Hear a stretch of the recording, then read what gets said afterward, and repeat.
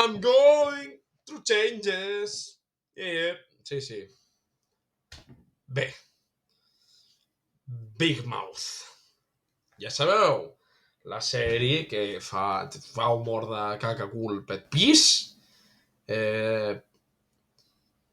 Diu penis i diu vagina en veu alta i és graciosíssim. No, hi ha més que això. Jo crec que, a la meva opinió, ha ajudat a moltíssima gent. Està bé. L'animació no és una passada, però realment sí que hi ha hagut representació i s'han parlat de coses que potser no s'han parlat molt. 100% bé? No. Però no puc dir que sigui super dolenta. Lo dolent és que no és que... O sigui, té un lore, però no és que sigui molt consistent. O sigui, lo dolent és que és molt inconsistent en general. I els personatges no es desenvolupen, cosa que haurien de fer en una sèrie que va sobre la pubertat, que és literalment créixer. A banda de certes coses com alguna broma referència al que funciona, l'entrenador Esteve.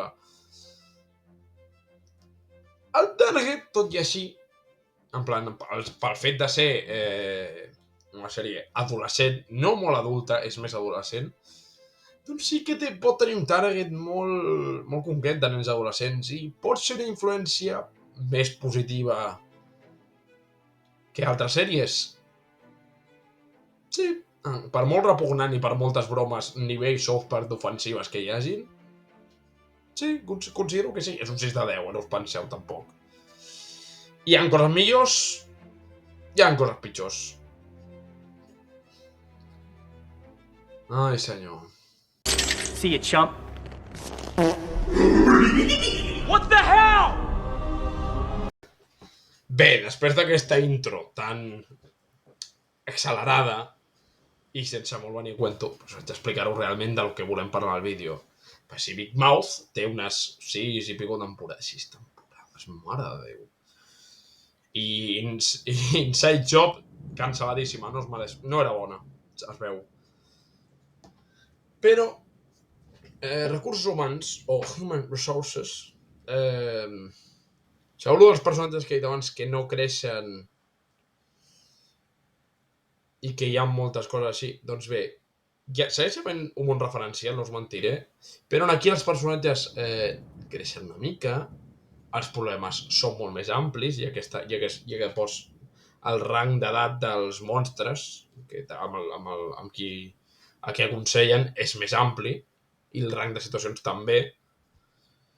I ho fa tot una mica més adult, sincerament, no acaba d'aconseguir-ho, però coi, té un capítol de fet molt bo que va parlar sobre la mort, sobre les 5 fases del dol, i està en sèrio, està molt bé.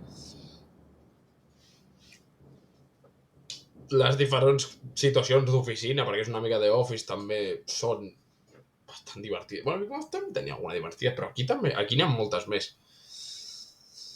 En la meva opinió, jo vull dir...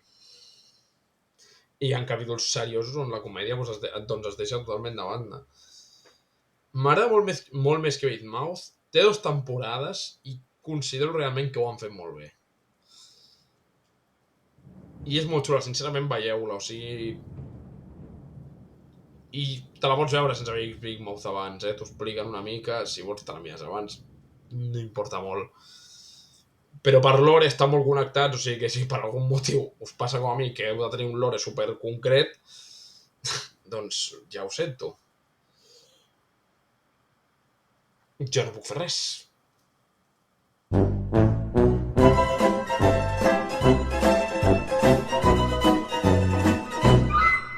Conclusió. Netflix té sèries bones i sèries dolentes. Què prefereixen? Les que no són les que són menys bones, les que no són obres mestres, són millors, a que sí? I decideixen carregar-s'ho tot i perdre subscriptors. Moltes gràcies.